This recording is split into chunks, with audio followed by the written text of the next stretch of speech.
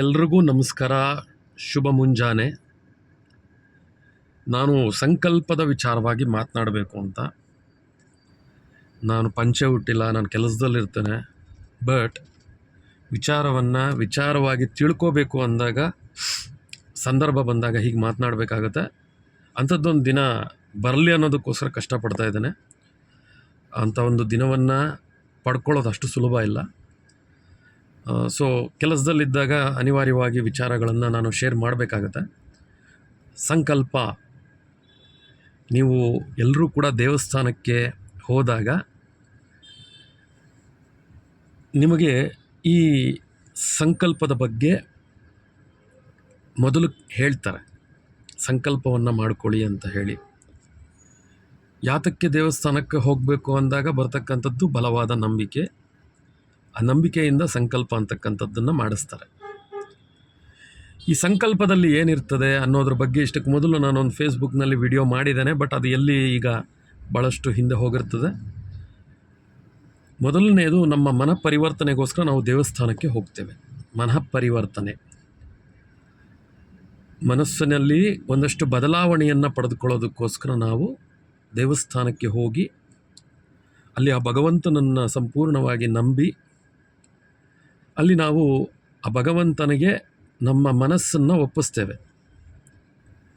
ಒಂದು ಒಳ್ಳೆಯ ಹಾದಿಯಲ್ಲಿ ಕರೆದುಕೊಂಡು ಹೋಗೋ, ಒಂದಷ್ಟು ಒಳ್ಳೆಯ ಕೆಲಸಗಳನ್ನು ಮಾಡಿಸು ಅಂತ ಹೇಳಿ ಸಂಕಲ್ಪವನ್ನು ನಾವು ಮಾಡಿಕೊಳ್ತೇವೆ.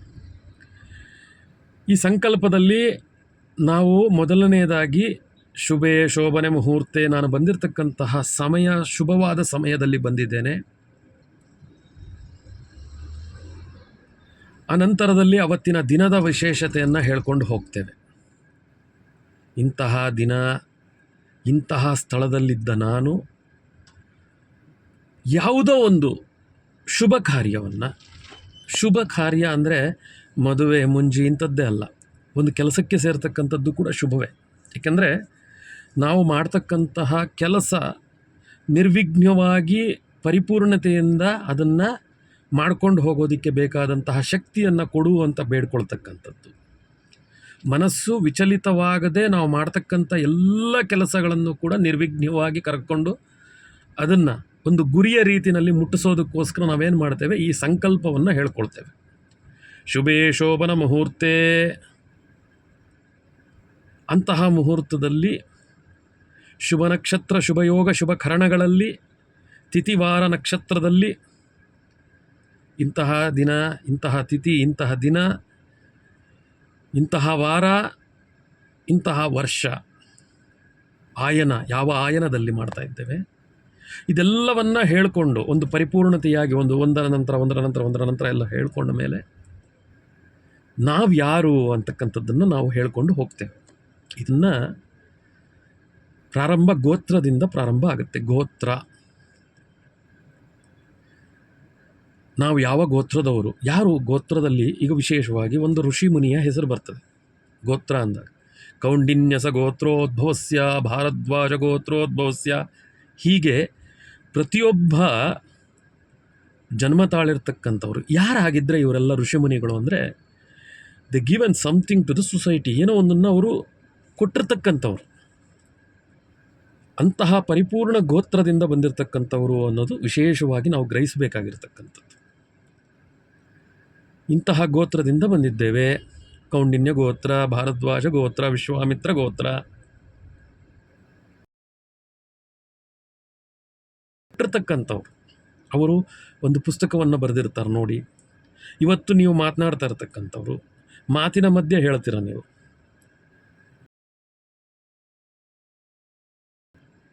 ವಿಶೇಷತೆಯನ್ನು ಕೊಟ್ಟಿರ್ತಕ್ಕಂಥವ್ರು ಅಂತಹ ಗೋತ್ರದಿಂದ ಬಂದಿರತಕ್ಕಂಥವ್ರು. ಅನಂತರದಲ್ಲಿ ನಮ್ಮ ತಂದೆ ತಾಯಿ, ಹೀಗೆ ದೊಡ್ಡವರಿಂದ ಬರಬೇಕು. ಅನಂತರದಲ್ಲಿ ವಿಶೇಷವಾಗಿ ಯಾತಕ್ಕೋಸ್ಕರ ಯಾರು ಮಾಡ್ತಾ ಇದ್ದಾರೆ ಈ ಸಂಕಲ್ಪವನ್ನು, ಹುಟ್ಟಿದ ಹಬ್ಬ ಒಂದು ಸಂಕಲ್ಪವನ್ನು ಮಾಡೋದು ಏನಕ್ಕೆ? ಆಯುರ ಆರೋಗ್ಯ ಐಶ್ವರ್ಯವನ್ನು ಕೊಡ್ತಕ್ಕಂಥದ್ದು. ಮಕ್ಕಳಿಗೆ ಐಶ್ವರ್ಯ ಏನು ಬೇಕಾಗಿಲ್ಲ, ಅವರು ಪಡ್ಕೊಳ್ಳೋದು ಅದು ಆಟೋಮೆಟಿಕ್ ಆಗಿ ಬರುತ್ತೆ. ಒಬ್ಬ ಆರೋಗ್ಯ ಇಲ್ಲದಂಥ ವ್ಯಕ್ತಿಗೆ ಬೇಕಾಗಿರ್ತಕ್ಕಂಥ ಸಂಕಲ್ಪ ಏನು? ನನಗೆ ಒಳ್ಳೆಯ ಆರೋಗ್ಯ ಬೇಕು ಅನ್ನೋದು. ಒಬ್ಬ ವ್ಯಕ್ತಿಗೆ ಉದ್ಯೋಗ ಇಲ್ಲ ಅಂದರೆ ಆ ವ್ಯಕ್ತಿಯ ಸಂಕಲ್ಪ ಉದ್ಯೋಗವನ್ನು ಪಡ್ಕೊಳ್ತಕ್ಕಂಥದ್ದು, ಅವರಿಗೆ ಸಿಗಬೇಕಾದಂತಹ ಗೌರವವನ್ನು ನಾವು ಕೊಡ್ತಕ್ಕಂಥದ್ದು. ಸಂಕಲ್ಪ ಆ ಸಂದರ್ಭಿಕವಾಗಿ ಕೆಲವೊಂದಷ್ಟು ವ್ಯಕ್ತಿಗಳು ಮಾನಸಿಕ ತೊಳಲಾಟದಲ್ಲಿದ್ದಾಗ ಅದಕ್ಕೆಲ್ಲ ಕೆಲವು ಪರಿಹಾರಕ್ಕೋಸ್ಕರ ಕೆಲವಷ್ಟು ಶಾಂತಿ ಮಂತ್ರಗಳು, ಅದರದೇ ಆದಂಥ ಸಂಕಲ್ಪ, ವಿದೇಶಕ್ಕೆ ಹೋಗಬೇಕಾದ್ರೆ ಅದಕ್ಕೋಸ್ಕರ ಒಂದು ಸಂಕಲ್ಪ, ವಿದ್ಯೆ, ಉದ್ಯೋಗ, ಆರೋಗ್ಯ, ಯಾವ ಸಂಕಲ್ಪವನ್ನು ಮಾಡಿದ್ರೂ ಕೂಡ ಮೊದಲನೇದಾಗಿ ನಾವು ಬೇಡ್ಕೋಬೇಕಾಗಿರ್ತಕ್ಕಂಥದ್ದು ಮಾನಸಿಕವಾಗಿ ಆರೋಗ್ಯ. ಇದೆರಡೂ ಕೂಡ ಸಮತೋಲಿತವಾಗಿದ್ದರೆ ಮಾತ್ರ ಒಬ್ಬ ವ್ಯಕ್ತಿ ಇನ್ನೊಂದು ಹೆಜ್ಜೆ ಮುಂದೆ ಬರೋದಕ್ಕೆ ಸಾಧ್ಯ. ಮಾನಸಿಕ ತೊಳಲಾಟದಲ್ಲಿದ್ದಾಗ ಏನಾಗುತ್ತೆ, ಮನಸ್ಸಿಗೆ ತೊಳಲಾಟಗಳು ಅಂದರೆ ಏನು, ಕನ್ಫ್ಯೂಷನ್ಸ್ ಮಾಡ್ಕೊಳ್ತಕ್ಕಂಥದ್ದು, ನಿರ್ಮಾಣ ಆಗಿರ್ತಕ್ಕಂಥದ್ರಿಂದ ಹೊರಗಡೆ ಬರ್ತಕ್ಕಂಥದ್ದು, ಗೊಂದಲಮಯ ವಾತಾವರಣದಿಂದ ಹೊರಗಡೆ ಬರ್ತಕ್ಕಂಥದ್ದು ಎಲ್ಲವೂ ಕೂಡ ಅಥವಾ ಸ್ಥಾನವನ್ನು ಕೊಟ್ಟರು. ಪರಿಶುದ್ಧವಾದ ಒಂದು ವಾತಾವರಣ,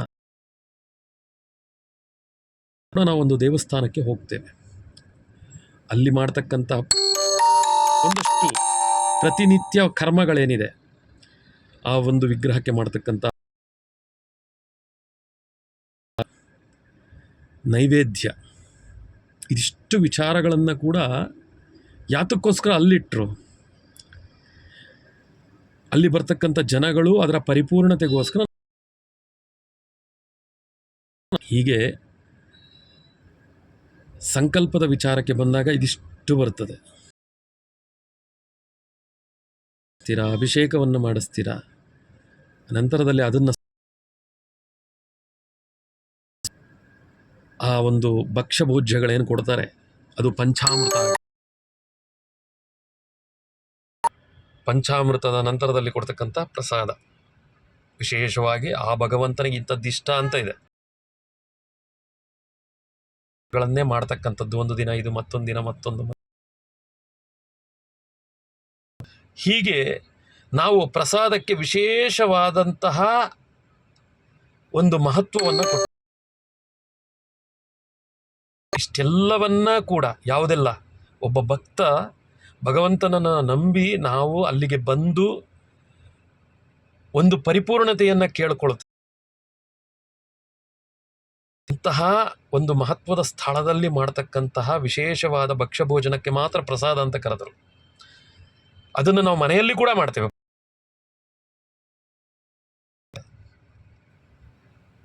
ಅಲ್ಲಿ ಇನ್ನೆಷ್ಟು ವಿಚಾರಗಳಿರ್ತದೆ, ವೈಚಾರಿಕತೆ ಇರ್ತದೆ.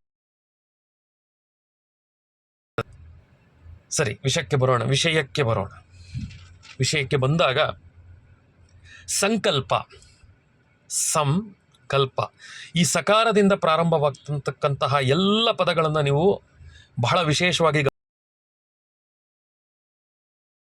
ಸಂಕಲ್ಪ, ಸಂದೇಶ, ಇದರಲ್ಲಿ ಒಂದಷ್ಟು ನೆಗೆಟಿವ್ ಪದಗಳು ಇರ್ತವೆ, ಅದು ನಮಗೆ ಬೇಡದ ವಿಚಾರಗಳು. ಸಂತೋಷ, ಸುಸಂಸ್ಕೃತ, ಮತ್ತು ಅದಕ್ಕೆ ಸುಕಾರವನ್ನು ಸೇರಿಸಿದ್ರೆ ಮತ್ತೆ ಅದರಿಂದ ಇನ್ನೊಂದಷ್ಟು ಒಳ್ಳೆಯ ಅಡ್ವಾಂಟೇಜಿಯಸ್ ವರ್ಡ್ ಇದು. ಅಂತಹ ಪದದಿಂದ ಬಂದಂಥದ್ದೇ ಸಂಕಲ್ಪ. ಸಂಸ್ಕೃತದಲ್ಲೇ ಇದೆ, ವಿಶೇಷವಾದಂತಹ ಸಂಸ್ಕೃತದಿಂದ ಹುಟ್ಟಿದಂಥ ಕೆಲವು ಪದಗಳು ಅದ್ಭುತವಾದದ್ದು. ಅಂತಹ ಪದದಲ್ಲಿ ಒಂದು ವಿಶೇಷವಾದ ಪದವೇ ಸಂಕಲ್ಪ. ಕಲ್ಪದಲ್ಲಿ ಕಲ್ಪನೆಯಂತೆ, ಇಮ್ಯಾಜಿನೇಷನ್, ಕಲ್ಪ. ಅದನ್ನು ಮತ್ತೆ ನಾವು ಕಲ್ಪತರು ಅಂದ್ವಿ. ಯಾವುದು ಕಲ್ಪತರು? ಕಲ್ಪವೃಕ್ಷ. ಯಾವುದು ಕಲ್ಪವೃಕ್ಷ? ಅಂತಹ ಅದ್ಭುತವಾದಂಥ ಎಳನೀರು ಸಂಕಲ್ಪ. ಅದು ನಮಗೆ ಎನರ್ಜಿಯನ್ನು ಕೊಡ್ತಕ್ಕಂಥದ್ದು, ಶಕ್ತಿಯನ್ನು ಕೊಡ್ತಕ್ಕಂಥದ್ದು, ನಿತ್ರಾಣರಾದವರಿಗೆ ಆ ಒಂದು ಶಕ್ತಿಯನ್ನು ಉತ್ತೇಜನ ಮಾಡ್ತಕ್ಕಂಥದ್ದು. ಇಲ್ಲಿ ಸಂಕಲ್ಪದಲ್ಲಿ ನಾವು ಹೇಳ್ತಕ್ಕಂಥ ಸಂಕಲ್ಪ ಯಾವಾಗ ಮಾಡ್ಕೊಳ್ತೇವೆ, ನಮಗೆ ಬೇಕು ಅನ್ನೋದು ಯಾವಾಗ ಬರ್ತದೆ? ಇಲ್ಲದ್ದಾಗ ತಾನೇ ಬೇಕು ಅನ್ನೋದು ಬರ್ತದೆ. ಯಾವುದಿಲ್ಲ ಅದನ್ನು ಪಡೆದುಕೊಳ್ಳೋದೇ ಸಂಕಲ್ಪ. ನನ್ನ ಹತ್ರ ಇದಿಲ್ಲ, ಇದು ಬೇಕು. ನನಗೆ ಆರೋಗ್ಯ ಇಲ್ಲ, ಆರೋಗ್ಯ ಬೇಕು. ನನಗೆ ಎಲ್ಲ ಸಂದರ್ಭದಲ್ಲೂ ಕೂಡ, ಎಂತಹ ಕಷ್ಟದ ಸಂದರ್ಭದಲ್ಲೂ ಕೂಡ ನನಗೆ ಒಂದು ಸಂತೋಷವಾದ ಮನಸ್ಥಿತಿ, ಅದಕ್ಕೆ ತಕ್ಕಂತೆ ಜೀವನ ಬೇಕು ಅಂತಕ್ಕಂಥದ್ದು ಒಂದು ಸಂಕಲ್ಪ. ಇಂತಹ ಸಂಕಲ್ಪವನ್ನು ನಾವು ಯಾವ ರೀತಿಯಲ್ಲಿ ಮಾಡ್ತಾ ಇದ್ದೇವೆ, ಯಾವ ರೀತಿಯಲ್ಲಿ ಮಾಡಬೇಕು. ಒಂದೊಂದು ಸ್ಥಳಕ್ಕೆ ಹೋದಾಗ ಸಂಕಲ್ಪದಲ್ಲಿ ನಾವು ಹೇಳ್ಕೊಳ್ತಕ್ಕಂಥ ಪ್ರದೇಶ ಬದಲಾಗುತ್ತೆ. ಇವತ್ತು ಬೆಂಗಳೂರಿನಲ್ಲಿದ್ದಾಗ ನಾವು ಹೇಳ್ತಕ್ಕಂಥ ಸಂಕಲ್ಪ ಈ ಸ್ಥಳ ಬೇರೆ, ನಾಳೆ ದಿನ ನಾವು ಯಾವ ಶ್ರೀರಂಗಪಟ್ಟಣದಲ್ಲೋ ಮತ್ತೊಂದಿನ ಉಡುಪಿಯಲ್ಲೋ ಬದಲಾಗ್ತಾ ಇರ್ತದೆ. ಆ ಕ್ಷೇತ್ರಗಳು ಬದಲಾಗ್ತಾ ಇರ್ತದೆ. ಶ್ರೀರಾಮ ಕ್ಷೇತ್ರ, ರಾಮನ ಸಾನ್ನಿಧ್ಯದಲ್ಲಿದ್ದಾಗ ಶ್ರೀರಾಮ ಕ್ಷೇತ್ರ, ಇನ್ನೊಂದು ಕ್ಷೇತ್ರಕ್ಕೆ ಹೋದಾಗ, ದ್ವಾರಕಾದಲ್ಲಿ ಹೋದಾಗ ಸಂಕಲ್ಪ ಬಹಳ ಅದ್ಭುತವಾದದ್ದು, ಅಮೂಲ್ಯವಾದದ್ದು. ಆ ನಂತರದಲ್ಲಿ ನೀವು ಏನೇನು ಕೊಟ್ಕೊಂಡು ಹೋಗ್ತೀರಾ ಆ ಸಂಕಲ್ಪಕ್ಕೆ, ಅದೆಲ್ಲವೂ ಕೂಡ ನಿಮ್ಮ ಮನಸ್ಸು ಅದನ್ನು ಅದ್ಭುತವಾಗಿ ಗ್ರಹಿಸುತ್ತಾ ಇರುತ್ತದೆ. ಪದಗಳು ಅದ್ಭುತ. ನಮ್ಮಿಂದ ತೆಗೆದುಕೊಂಡು ಹೋದ ಒಂದು ವಿದ್ಯೆ ಹೊರಗಡೆ ಲಾ ಆಫ್ ಅಟ್ರಾಕ್ಷನ್ ಆಯಿತು. ಅದನ್ನು ನಾವು ಸಂಕಲ್ಪದಲ್ಲಿ ಇಟ್ಟಿದ್ದೇವೆ. ನೀವು ಏನು ಬಯಸ್ತಾ ಇದ್ದೀರಾ ನಿಮಗೆ ಗೊತ್ತಿಲ್ಲ ಅಂದರೆ, ಅದು ಭಗವಂತ ಹೇಗೆ ಕೊಡ್ತಾನೆ? ಅಂತಹ ಅದ್ಭುತವಾದದ್ದು ಅಂದರೆ ನಾವು ಏನು ಬೇಕು ಅನ್ನೋದನ್ನು ಪಡ್ಕೊಳ್ಳೋದಕ್ಕೆ ನಾವು ನಾವೇನು ಬೇಕು ಅನ್ನೋದನ್ನು ನಾವು ಭಗವಂತನನ್ನು ಕೇಳ್ತಾ ಇದ್ದೀವಿ ಅನ್ನೋದಿದೆ ನೋಡಿ, ಅದು ಬಹಳ ವಿಶೇಷವಾದದ್ದು. ನಾನು ಯಾವುದೋ ಗೊತ್ತಿಲ್ಲದೆ ನನಗಿವತ್ತು ನಾನು ಏನೋ ಶ್ರಮ ಪಡದೆ ನನಗೇನೋ ಬೇಕು ಅಂದರೆ ಎಲ್ಲಿಂದ ಬರ್ತದೆ? ಸಂಕಲ್ಪದಲ್ಲಿ ನಾವು ಪಡ್ಕೊಳ್ಳೋದಕ್ಕೆ ನಾವೆಷ್ಟು ಎಫರ್ಟ್ ಹಾಕಿದ್ದೀವಿ ಅನ್ನೋದು ವೆರಿ ಇಂಪಾರ್ಟೆಂಟ್. ಅದೇ ಸಂಕಲ್ಪ. ನಮ್ಮ ಕಷ್ಟ ಏನಿದೆ, ನಾವೇನು ಕಷ್ಟಪಟ್ಟಿದ್ದೇವೆ, ಆ ಕಷ್ಟದಿಂದ ನಾವು ಏನು ಪಡ್ಕೋಬೇಕು ಅಂತಿದ್ದೇವೆ ಅದನ್ನು ನಾವು ತಿಳ್ಕೊಳ್ಳೋದೆ ನಾವೇನೋ ಭಗವಂತನನ್ನು ಕೊಡು ಅಂದರೆ ಹೌ ಇಟ್ ವಿಲ್ ಕಮ್, ಯಾಕೆ ಬರುತ್ತೆ? ಸಂಕಲ್ಪ ಅಂದರೆ ಅದೇ, ನಾನಿಷ್ಟು ಕಷ್ಟಪಟ್ಟಿದ್ದೇನೆ, ಇದಕ್ಕೆ ಮೀರಿದ್ದು ನೀನು ಕೊಡಬೇಕು, ಅದನ್ನು ಪ್ರಯತ್ನ ಅಂತ ಕರೆದರು. ಇಲ್ಲಿವರೆಗೂ ನಾನು ಪಟ್ಟಿದ್ದು ಶ್ರಮ, ಅದನ್ನು ಮೀರಿ ಇನ್ನೊಂದು ಪ್ರಯತ್ನವನ್ನು ಮಾಡ್ತಾ ಇದ್ದೇನೆ, ಅದನ್ನು ನೀನು ಕೊಡ್ತಕ್ಕಂತಹ ವಿಧಾನ. ಅದು ಯಾರನ್ನ ನಾವು ಕೇಳ್ತಾ ಇರೋದು? ಭಗವಂತನನ್ನು. ಒಬ್ಬ ಭಕ್ತನಿಗೆ ಪ್ರೀತಿಯಿಂದ ಆ ಭಗವಂತನನ್ನು ನಾವು ಏನು ಪ್ರೇರಣಾಪೂರ್ವಕವಾಗಿ ಕೇಳ್ಕೊಳ್ತೇವೆ, ಆ ಭಗವಂತನನ್ನು. ಸಂಕಲ್ಪ ಅದೇ, ನನ್ನ ಇಷ್ಟು ಕಷ್ಟ,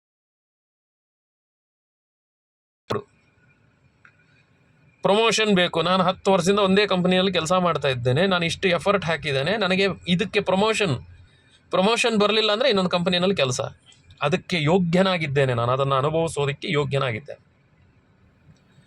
ಇಂತಹ ಸಂಕಲ್ಪವನ್ನು ನಾವು ಮಾಡ್ತಕ್ಕಂತಹ ವಿಧಾನಕ್ಕೆ ಎಷ್ಟೆಲ್ಲ ಬರ್ತದೆ ನೋಡಿ.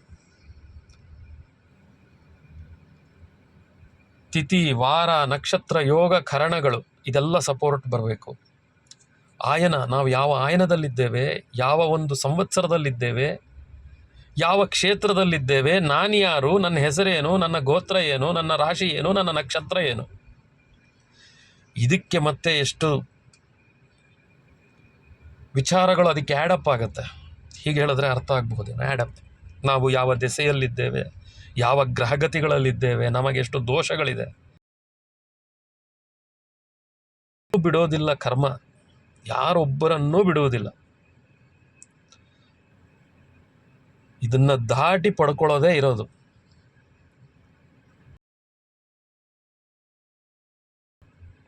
ಅದೇ ಸಂಕಲ್ಪದಲ್ಲಿರ್ತಕ್ಕಂಥದ್ದು.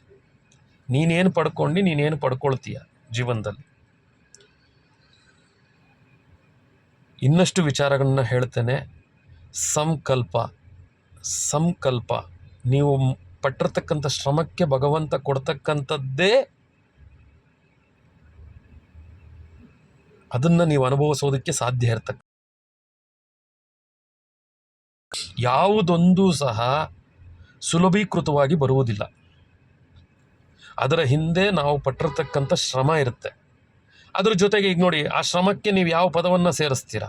ಶ್ರಮಕ್ಕೆ ಪರಿಯನ್ನು ಸೇರಿಸಿದ್ರೆ ಪರಿಶ್ರಮ, ಶ್ರಮಿಕ, ಈ ಪದಗಳನ್ನು ನೀವು ಸೇರಿಸೋದನ್ನು ಸರಿಯಾಗಿ ಕಲ್ತ್ಕೊಳ್ಬೇಕು. ಸಂಕಲ್ಪ ಅದೇ, ನಾನು ಏನು ಕೇಳ್ತಾ ಇದ್ದೀನಿ, ಅದಕ್ಕೆ ಎಷ್ಟು ಕಷ್ಟಪಟ್ಟಿದ್ದೇನೆ, ನನಗೇನು ಭಗವಂತ ಕೊಡ್ತಾನೆ. ಕೊಡ್ತಿಲ್ಲ ಅಂದರೆ ಅದಕ್ಕೆ ಅರ್ಹತೆ ಇಲ್ಲ ಅಂತ ಆ ಸಮಯಕ್ಕೆ ಅದೃಷ್ಟ ಕೂಡ ಇರಬೇಕು. ಎಲ್ಲವೂ ಕೂಡ ನಿರ್ಣಯಿತ ಆಗಿರ್ತಕ್ಕಂಥದ್ದು, ಅದನ್ನು ಅನುಭವವನ್ನು ಪಡ್ಕೊಳ್ತಕ್ಕಂಥದ್ದು ಬಹಳ ಇಂಪಾರ್ಟೆಂಟ್ ಆಗುತ್ತೆ. ಸೊ ಅದರಿಂದ ದೇವಸ್ಥಾನಕ್ಕೆ ಹೋದಾಗ ಸಂಕಲ್ಪವನ್ನು ಮಾಡಿಕೊಳ್ಳುವ ಮೊದಲು ನಾವು ಏನನ್ನು ಕೇಳಬೇಕು ಅನ್ನೋದನ್ನು ಮೊದಲು ತಿಳಿದುಕೊಂಡು ಸಂಕಲ್ಪವನ್ನು ಮಾಡಿಸಿ. ವಿದ್ಯೆ ಬೇಕಾದವನು ಅಂದರೆ ಒಬ್ಬ ವಿದ್ಯಾರ್ಥಿ ವಿದ್ಯೆಯ ಸಮಯದಲ್ಲಿ ವಿದ್ಯೆಯನ್ನು ಬಿಟ್ಟು ಮನಸ್ಸಿನಲ್ಲಿ ಬೇರೇನೋ ಪಡ್ಕೊಳ್ಬೇಕು ಅಂತ ಕೇಳಿದಾಗ ಎಲ್ಲಿಂದ ಬರ್ತದೆ ಅದು?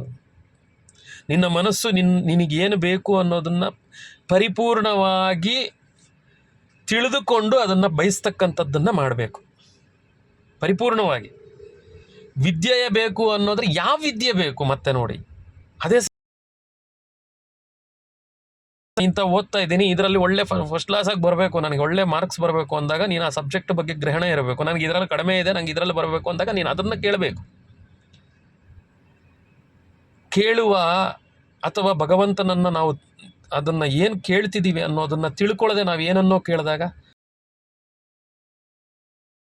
ಆಗ್ತದೆ,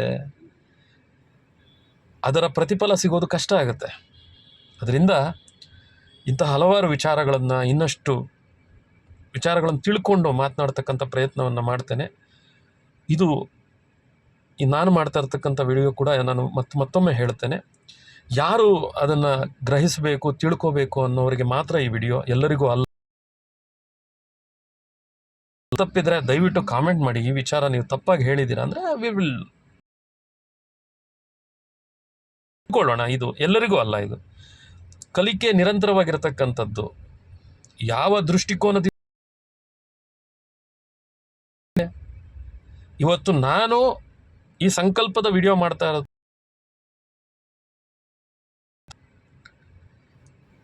ಸಂಕಲ್ಪದ ನಂತರ ತಿಥಿಯ ವಿಚಾರವಾಗಿ